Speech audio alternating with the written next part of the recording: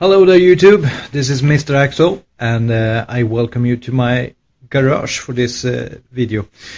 I was planning to show you a bit of what I'm working on and the armies that I'm going to bring to the Defcon tournament this weekend.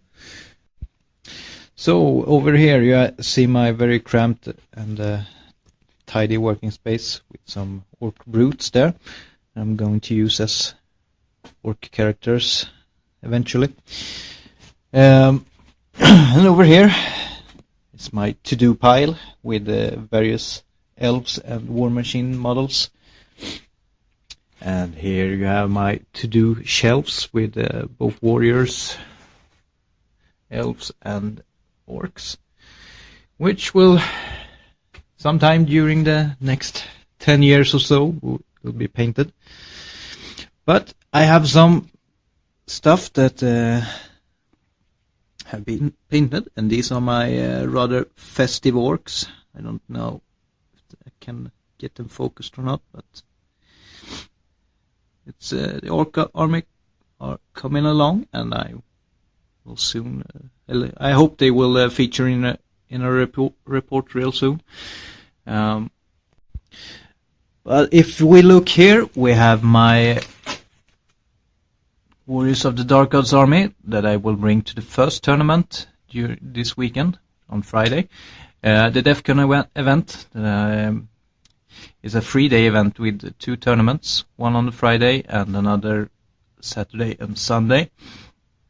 For the Friday tournament it's 2,500 points, and I brought what you see here. I'm gonna go through it a bit more in a second or two, but first I will show you the list I'm taking to the big tournament. It's my Dread Elves, almost as you saw it last time I played it.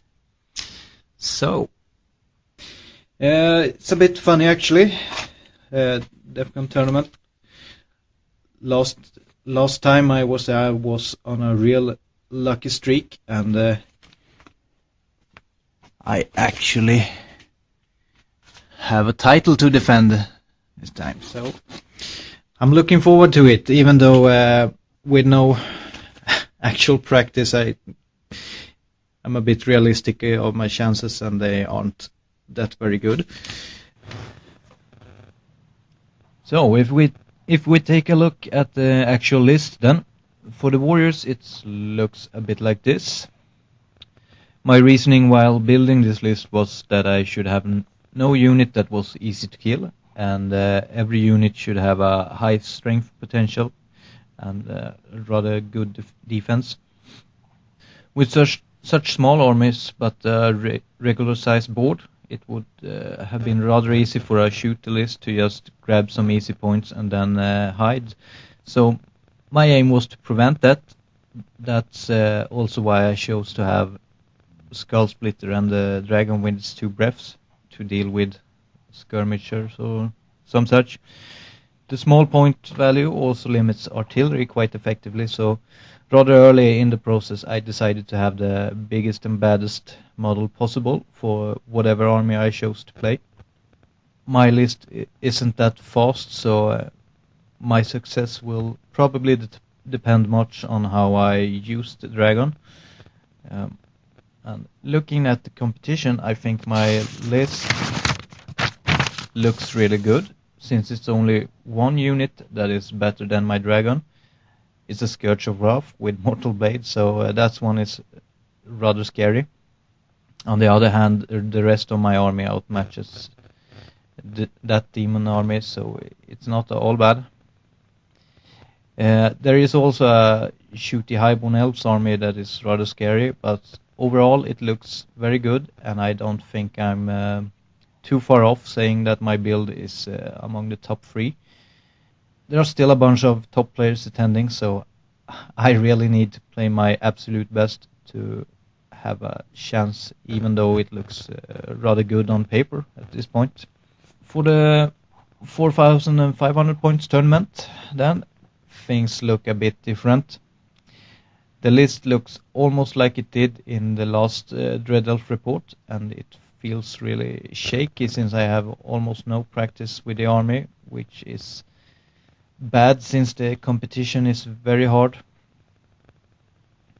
The list is mainly a very fast avoidance list with what I would call a semi-Death Star in the dancers, with a potential to spread the damage out if I put the character somewhere else. With no certain meta to go on with a 1.3, it felt like a huge gamble.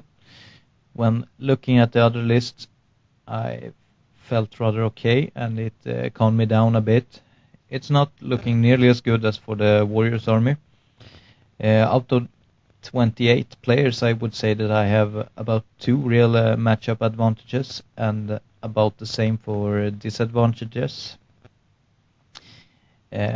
Which then means that I'm probably in for a bunch of hard-fought games, which on the other hand makes for a fun tournament, but perhaps not an overly good one when it comes to points and such. The meta seems rather elf-centered, with a third of the armies made up by Highborn and Dread Elves. One thing that made me relax in my choice of build, at least, was that 2 of the absolute top players had very similar list builds as myself, while the rest were very varied.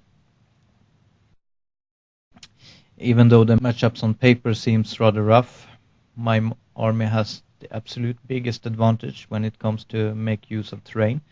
So if I can get that working for me, I might do really well, but we'll see. I'll be back with the results eventually, and if I got the time, I might post some updates on the 9th Age forum, but we'll see how that goes. So, take care until next time.